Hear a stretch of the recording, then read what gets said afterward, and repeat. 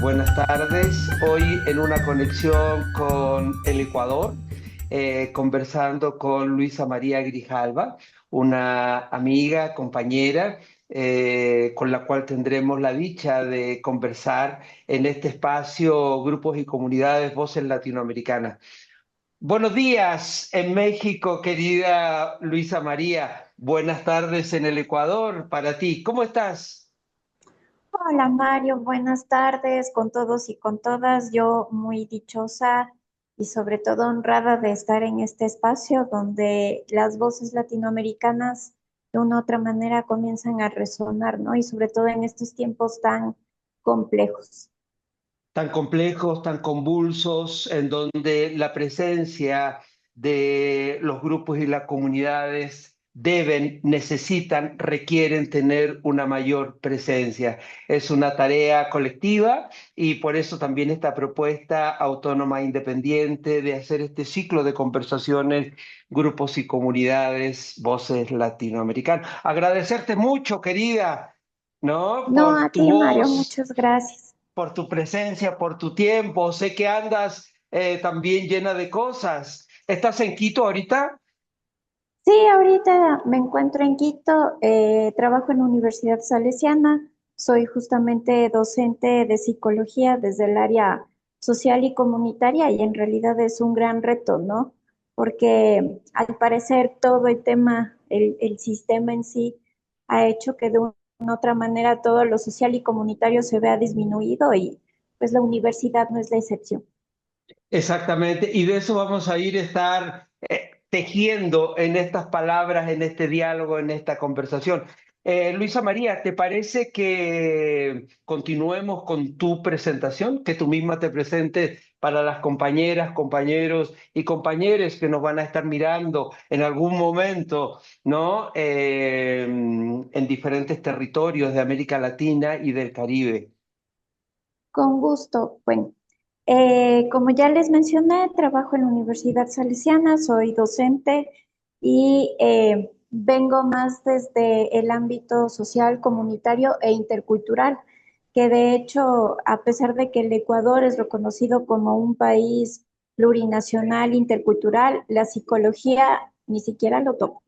Y eso de hecho es una de las grandes demandas que tenemos porque evidentemente nosotros como profesionales de la salud necesitamos responder a los contextos o desde los contextos interculturales. Sin embargo, eh, lamentablemente se ha venido como que posicionando esta lógica de una psicología súper patologizadora, súper clínica, súper individual, y eso ha hecho que el tema intercultural se vea totalmente disminuido. Bueno, eso como a lo que me dedico en este momento, obviamente he trabajado también con algunas comunidades y territorios indígenas, sobre todo desde el tema de la investigación, es decir, Ujú. cómo podemos ir conectando el tema comunitario, el tema intercultural, desde los contextos psicológicos, cómo la psicología logra o no responder a lo intercultural y lamentablemente me he dado cuenta que de hecho siempre quedamos en falta, ¿no? No, en sí, la psicología no logra responder, esta Ujú. psicología colonial, esta psicología que es copia y pega de las escuelas europeas, estadounidenses, no logra responder a los contextos sociales ni culturales latinoamericanos y sobre Ujú. todo dentro de la cosmovisión andina no cabe. Entonces es como han sido algunos años de ir descubriendo. Debo decir que mi experiencia es poca a comparación de mis mentores dentro de la psicología comunitaria. Sin embargo, vamos haciendo camino y como digo, dentro de estos contextos sociales donde lo comunitario y lo colectivo se ha visto tan disminuido, es una resistencia y una reexistencia, en palabras de Catherine Walsh, diaria, ¿no? Continua. Diaria. Eso es desde donde me puedo presentar. Estoy tratando de hacer un poco de memoria. Tú ayúdame porque, ¿no? Nosotros nos conocimos en la Salesiana, con allá con Gino Grondona, Marcelo Rodríguez. ¿Te acuerdas en esos espacios de formación que tuve la fortuna de acompañarlas? Sí, sí, sí, tengo recuerdos hermosos de ese encuentro. Fue precisamente, si no estoy mal, fue en enero del 2012, en Por enero del ahí. 2012, ajá, donde debo decir, ¿no? La Universidad Salesiana aquí en el Ecuador fue la pionera y la que llevó siempre la batuta dentro del tema de la psicología social y comunitaria, ¿no? De la Ujú. mano de Gino, de Marcelo, de María José. Y bueno, digo, en tiempo pasado, porque lamentablemente, y quiero insistir en esto, se ha perdido mucho, ¿no? Ujú. Lamentablemente desde algunas, digamos que cambios institucionales, la Salesiana ha perdido justamente este poder, ¿no? Y sobre todo esta batuta de llevar la psicología social y comunitaria, pero Ujú. seguimos resistiendo desde aquí. Y sí, también en este ejercicio de memoria, también nos encontramos virtualmente más recientemente en los años, ¿no? Estabas haciendo una investigación y una interacción comunitaria para un rescate de memoria y de un patrimonio cultural en una zona del Ecuador. Exactamente, eso ya fue en el 2020, Ya, de que nada, ayer. justamente ayer nada más, que justamente hice un proceso de investigación psicosocial sobre los efectos psicosociales de un lugar simbólico para una comunidad indígena aquí en el Ecuador y un poco la idea era el tema de una cartografía, ¿no? Pero una cartografía que viene más desde lo corporal y lo habíamos pensado así. Lamentablemente por el tema de COVID, que fue justamente dentro de ese Ujú. contexto, por el tema del aislamiento y sobre todo porque la comunidad, para protegerse del COVID, mantuvo muchos protocolos, o sea, mantuvo la comunidad cerrada. No se lo pudo hacer, pero la idea siempre estuvo ahí y fue muy linda. Y de hecho fue un trabajo de campo que me llevó a conectarme también con otros psicólogos y psicólogas dentro de Latinoamérica. Me pude Ujú. conectar también con la red de psicólogos de Nuestra América, que también Ujú. es interesante ver cómo desde Argentina, Chile y Brasil se viene llevando a cabo ciertos procesos desde la psicología comunitaria. Exacto. Oye, y cuando hablamos de grupos y comunidades, ¿qué haces? ¿Cómo lo haces? ¿Cómo lo has hecho? ¿Cómo lo estás proyectando también? En términos técnicos, en términos prácticos, en términos de una praxis que se articula en territorios, territorios que son la universidad con tu grupo, pero territorios que son también en estas comunidades interculturales y que aspiran a ser también multiculturales.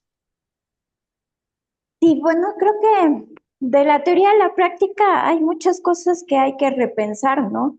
Porque yo digo, uno suele salir de la universidad con un montón de teoría y con un montón de ideas, ¿no? Pero a la final llevarlo a la práctica resulta sumamente complejo, sobre todo porque los contextos sociales y económicos están cambiando y lamentablemente es como que nos seguimos enfrentando a situaciones y a momentos donde la individualidad gana y lo comunitario va perdiendo peso. Precisamente es necesario como que identificar estos dos escenarios, ¿no? Precisamente la comunidad dentro de su propio territorio, dentro de sus propios procesos históricos, sociales, culturales, y obviamente la comunidad universitaria, ¿no? Es decir, los grupos de estudiantes que están en un aula, etcétera. Y obviamente son dos escenarios totalmente distintos.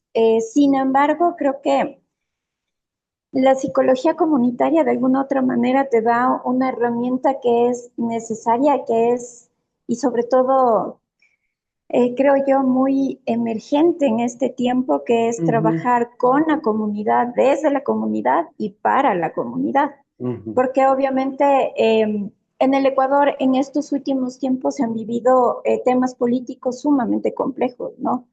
Y estos temas políticos y económicos han sido de alguna otra manera protagonizados por ciertas comunidades indígenas, ¿no?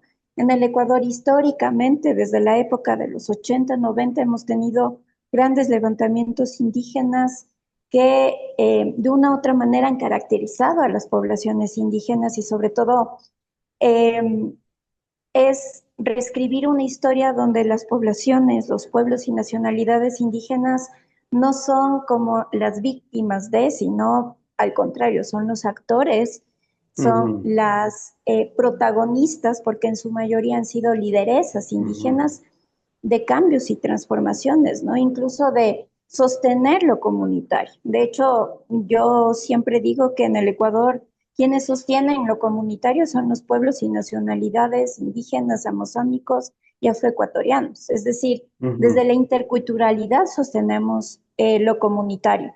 Y evidentemente desde ahí, vuelvo a repetir, la psicología le debe mucho, ¿no? Debe mucho a estas digamos que dentro de estos escenarios, porque no siempre logramos responder. La única forma que yo he encontrado aún para poder hacer este trabajo comunitario dentro de las comunidades indígenas específicamente no ha sido más que desde el acompañamiento, ¿no? Porque Ujú. obviamente llegar con este saber desde la academia y yo sé cuál es su solución y eso queda totalmente apartado de lo que en realidad es la comunidad. Recordemos que en el Ecuador muchas de estas comunidades indígenas son las que autogestionan desde el agua potable, la luz, el Sí, alcantarillado, las carreteras y llegar uno como académico a decir yo sé cuál es su solución es, digamos que una de las aberraciones más grandes de la academia y de la psicología. Entonces, más bien, mm, creo que lo he podido hacer desde lo que precisamente Catherine Erazo dice, este acompañamiento, ¿no? Este ujú. acompañamiento que no siempre viene desde lo psicológico, sino en este acompañamiento de la praxis. Y es esta praxis comunitaria, ¿no? Es este hacer comunidad, es decir, desde coger el pico y el asadón probablemente en una minga comunitaria hasta comer en una pamba mesa y desde ahí escuchar las conversaciones, escuchar precisamente aquellos discursos que los definen como comunidad y desde ahí solamente ir interpretando, pero sobre todo ir identificando cuáles son esas necesidades comunitarias, ¿no? Por ejemplo, Sí. en este proceso de investigación donde nos encontramos, justamente fue una necesidad comunitaria, ¿no? Porque la Ujú. comunidad necesitaba que esté de alguna otra manera identificado cuáles fueron los efectos psicosociales de esa destrucción de ese lugar Sí. simbólico. No fue mi tema de mi propuesta de investigación, sino fue una necesidad comunitaria. Y creo que ese es el papel que como psicólogos comunitarios cumplimos, ¿no? Es decir, no llegar con una sabiduría, sino dejarnos llevar por la sabiduría comunitaria. Y bueno, y desde el otro escenario, desde el tema de la academia, es, creo que en estos últimos años han sido bastante complejos, ¿no? Porque Ujú. nos diariamente estamos con nuevas generaciones que les cuesta bastante vincularse, ¿no? Les Sí. cuesta bastante ser colectivos y les cuesta bastante ser comunitarios. Entonces, son generaciones donde obviamente, además de estar muy limitadas su información de lo que pasa globalmente o lo que pasa a nivel nacional, son generaciones que les cuesta ser muy empáticos con lo Ujú, que pasa más allá de mi bienestar individual. ujú. Entonces, eso para mí ha sido un gran reto, sobre todo porque yo digo, un psicólogo no puede, sea al área que quiera especializarse, pero un psicólogo no puede dejar de ser empático. Y es algo que cuesta mucho fortalecer en estas nuevas generaciones porque ellos están de alguna otra manera sumidos dentro de este mundo de las redes sociales, donde lo que más consumen es este anhelar material, este Ujú. anhelar académico o digamos profesional, pero no un anhelar comunitario o colectivo. Entonces, desde mis materias que vienen más desde lo social, desde lo comunitario, cuando me pongo a trabajar con eso, siempre es como irse topando con una gran pared, porque a la final es como Mm. yo no logro, o digamos, son estudiantes que no logran encontrar ese quehacer comunitario, ¿no? Sino que es netamente individual. Entonces Ujú. tenemos algunas generaciones que, por ejemplo, anhelan mucho ser psicólogos forenses, ¿no? Y ahí como que recurriendo a algunas reflexiones que escuché a David Pabón Cuellar, que decía, ¿por qué entonces son generaciones que anhelan a la psicología forense? Es decir, a este tema de la muerte, ¿no? A este tema Ujú. de la criminalidad, a este tema de la no esperanza. ¿Y qué pasó precisamente con la psicología que vamos, digamos que identificando vida, identificando oportunidades, identificando otro camino, sino que es Ujú. como más desde lo jurídico, desde lo clínico, y vuelvo a decir, o Ujú. sea, al final, tanto desde el sistema como desde la parte individual, estamos cayendo nuevamente en esto de la psicología individual, patologizante, clínica y superior a todas las otras formas de conocer dentro de la psicología. La construcción de saberes y sobre todo desde las academias y desde las instituciones universitarias, como tú nos señalas, está a la saga de las dimensiones sociales, políticas, culturales que está viviendo nuestra América. En el caso del Ecuador, entra a ser como más desafiante porque por las leyes mineras, por el tema del narcotráfico, por el tema del nepotismo, por el tema de la falta de respeto a las normas internacionales jurídicas, el gobierno de Noboa se permite invadir embajadas, se permite expulsar funcionarios, como el caso de ayer, en el caso de Cuba o en el caso, digamos, anterior con México. Eh, y el tema del neoliberalismo con un gobierno bastante cuestionado y cuestionable en varias dimensiones, en lo social ha generado también un sistema de violencia instalado muy fuerte, ¿no? Y entonces la construcción de esos saberes, ¿no? Se ve también limitado, ¿no? Y se ve como demandado. ¿Qué significa construir una práctica, una teoría, pero una praxis para el accionar con grupos, con comunidades en el Ecuador que tiene esta riqueza intercultural, pero sobre todo una potencialidad multicultural muy potente? ¿Cómo ves los desafíos que se plantean? Vuelvo a repetir, porque es algo que me logra sostener también en el trabajo y en la vida cotidiana, porque Ujú. como tú bien mencionas, estamos, yo diría, y yo me atrevo a decir, en un tema de una dictadura súper camuflada, ¿no? Pero es una dictadura porque al final el Estado ha captado absolutamente todos los poderes estatales, entonces son poderes estatales que están vinculados, digamos, a la parte privada, pero a una parte privada específica de todo el capital que la familia Novoa supone en el Ecuador y de hecho en Latinoamérica. Pero además de eso, porque evidentemente una de las cosas que más ha afectado en estos últimos años ha sido el tema colectivo comunitario y el bien común, ¿no? El buen Ujú. vivir, el summa causa, que digamos con sus grandes observaciones, con sus grandes cuestionamientos, el Ecuador con la Constitución del 2008 tuvo un gran avance, ¿no? De hecho, Sí.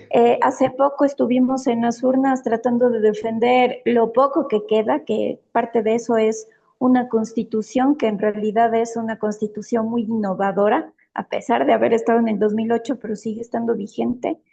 Sin embargo, estamos aún en un estado totalmente indolente y un estado totalmente criminal, ¿no? Porque ha Ujú. habido crímenes de estado, ha Sí. habido crímenes por pobreza y raciales y muchas cosas más.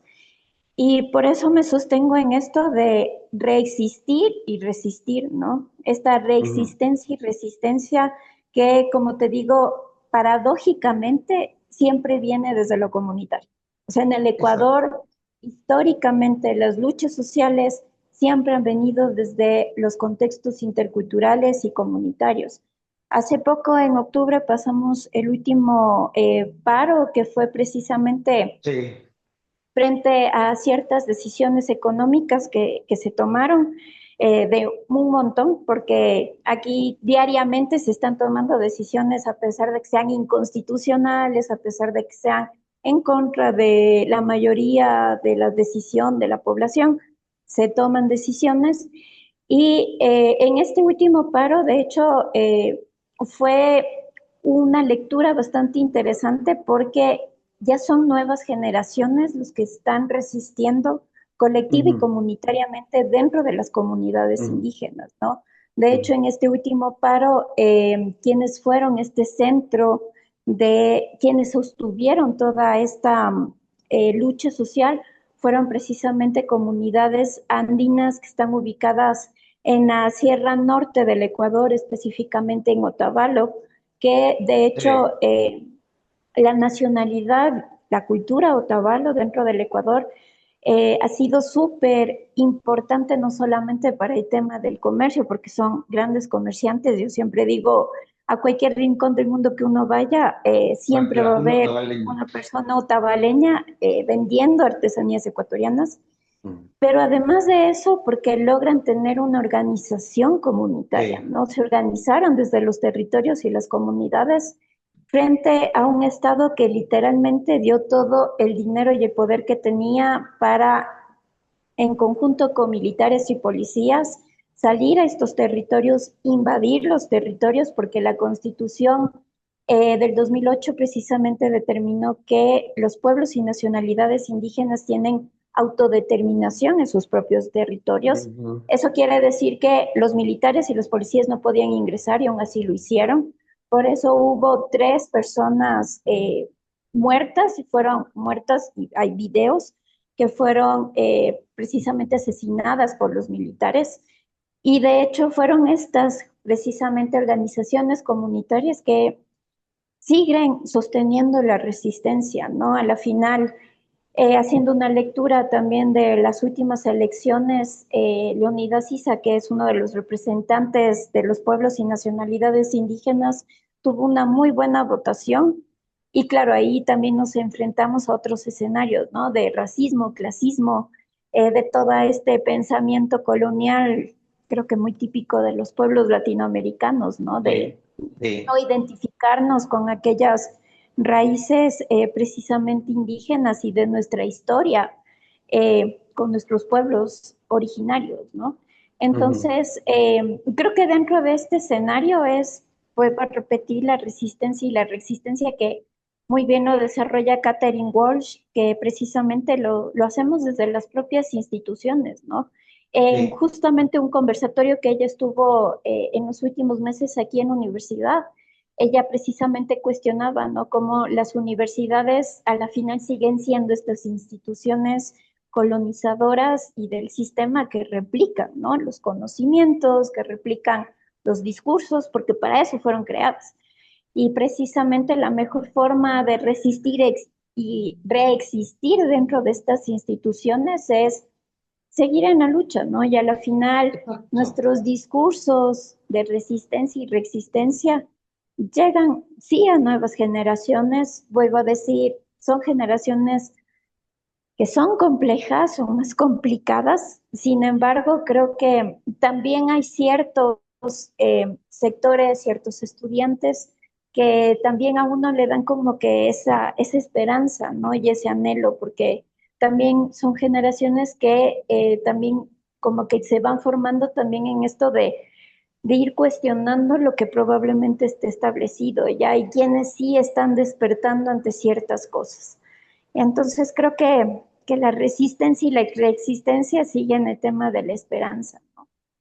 Y por eso nos parecía tan importante tu voz en grupos y comunidades, voces latinoamericanas, porque sabemos y sentimos y vibramos y solidarizamos con el Ecuador, ¿no? Con el pueblo ecuatoriano, con los pueblos que constituyen el Ecuador, ¿no? Al cual conocemos y al cual abrazamos con fraternidad latinoamericana. Y sí, entonces, en estos tiempos de estas crisis, de esta dictadura, que ya no solamente esta dictadura de Noboa, que no solamente es neoliberal, sino con serios signos y demostraciones neofascistas también, ¿no? En donde está coludida con los narcos, con las organizaciones criminales del narcotráfico, con el tema del nepotismo, con el tema de una ley minera que lo que hace es excluir a las comunidades de sus territorios. En fin, sabemos. Por eso nos parecía importante, compañera, su voz, porque sabemos que ante estas situaciones tan complejas y difíciles, está esta voz de terquedad, de porfía, de esperanza, de lucha, de resistencia. Esta resistencia que se traduce como lo que tú bien señalas, con una voz crítica, con una voz que está articulado y se proyecta en la articulación desde la multiculturalidad, desde la interculturalidad, ¿no? Para amplificar esas voces que están ahí en los pueblos ecuatorianos, acompañando, como dice Catherine, ¿no? Erazo, y como dice David Pavón Cuellar, el tema de cómo nos proyectamos en construir, y como dicen muchas otras compañeras y compañeros en América Latina, construir voces auténticas para mirarnos en nuestras propias imágenes y escucharnos en nuestros propios sonidos. Se ven buenos desafíos, complejos, difíciles, pero buenos desafíos. Sí, sí, sobre todo porque, digo, a la final, todo esto es el resultado también de luchas sociales anteriores, ¿no? O sea, Sí. uno tuviera la sensación, y claro, está mucho este tema de la desesperanza, ¿no? Que a la final es como lo que el sistema quiere que llegues, ¿no? Esa Ujú, desesperanza y decir ya no hay mucho que hacer, pero a la final digo, a pesar del sistema, de las instituciones, que parecería que queremos caer en esto, digo, también es el resultado de muchas luchas sociales y yo siempre voy a reconocer incluso la lucha desde la propia psicología comunitaria, desde ujú, este posicionamiento político y como yo siempre digo, yo soy lo que soy como profesional gracias a que yo tuve mentores extraordinarios y sobre todo quienes estuvieron siempre en la lucha social ujú, y quienes lograron transmitir este posicionamiento político y ético de la psicología comunitaria, ¿no? Que es algo que hago mucho hincapié dentro de la universidad, dentro de mis clases, y debo decirte, yo he tenido mucho problema por eso, ¿no? Usualmente ujú. es como la profe es muy política, ¿no? La profe tiene un posicionamiento político. Es como, sí, sí tengo un posicionamiento político, ¿no? Porque la psicología no puede ser totalmente apática a lo que pasa, ¿no? Ujú, Cuando hubo, como te comentaba, este tema de los paros, yo les decía a mis estudiantes, discúlpenme, pero yo no puedo llegar a una clase a hablar sobre intervención psicosocial si no hablamos de lo que está pasando. O sea, ujú, porque la psicología no puede estar en una burbujita y afuera de lo que pasa y decir, no, no podemos ser políticos. No, necesitamos ser políticos, ¿no? Y siempre recurrir a estas ideas magníficas de Maritza Montero de cómo la psicología necesita ser esta herramienta de transformación social y por eso debe tener un posicionamiento ético y político. Y como te digo, es algo que sí me ha traído bastante conflicto porque es como, usted no puede adoctrinar y es como, no, no estoy adoctrinando, es exacto. un posicionamiento político. Y digo, a la final, esta rebeldía y esta resistencia siempre es el resultado de los mentores que yo también tuve, porque obviamente a pesar de que yo estudié en esta propia universidad, sin embargo, claro, son generaciones totalmente distintas, son docentes Ujú, totalmente distintos. Sin embargo, veo todavía con orgullo como mis profes, y entre ellos Gino, Marcelo, María José, Paz Guarderas, precisamente siguen resistiendo, ¿no? Siguen luchando desde sus propias trincheras, siguen formando nuevas generaciones y digo, a la final todo cambia, ¿no? No vamos a seguir o espero que en algún momento sigamos o cambiemos nuevamente de curso, volvamos a tener una esperanza de vida más social, más comunitaria, y ese será el resultado de toda esta lucha y resistencia. Entonces, sí, ante un Estado totalmente indolente, ante un Estado totalmente opresor, no queda más que la resistencia, la reexistencia y sobre todo la esperanza, ¿no? Porque al final Exacto. el tema de la violencia ante todo, igual aquí tuvimos el caso de los niños de las Malvinas, que fue Ujú.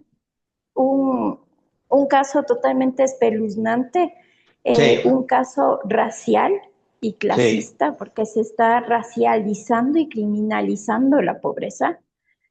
Y ante eso, un Estado totalmente indolente, ¿no? Un sí. Estado donde no le importa lo que pase más allá de su bienestar. Y eso Ujú. obviamente hace que ciertos discursos se vayan generando y no queda más que resistir, ¿no? Y vuelvo a insistir y mantener este posicionamiento ético y político de la psicología. Que es un posicionamiento ético, humanista y es Ujú, una luminosa responsabilidad. La neutralidad no existe y cuando se exactamente. plantea la neutralidad es porque está, ¿no? Ese es un posicionamiento político como tal. Entonces, resistir, reexistir, estar, acompañar y proyectar desde la esperanza, desde la porfía, desde los territorios, desde estos múltiples espacios. Sí, Querida Luisa María, mira, una enorme alegría encontrarte y no se olvide que la América, nuestra América, recurriendo nuevamente a José Martí, está también abrazando al Ecuador y al pueblo del Ecuador. Es una responsabilidad de todas y de todos seguir construyendo una presencia, una proyección de grupos y comunidades, este patrimonio cultural de nuestras grandes civilizaciones y pueblos que nos constituyen como identidad para descolonizarnos, para el buen vivir, para el summa causae.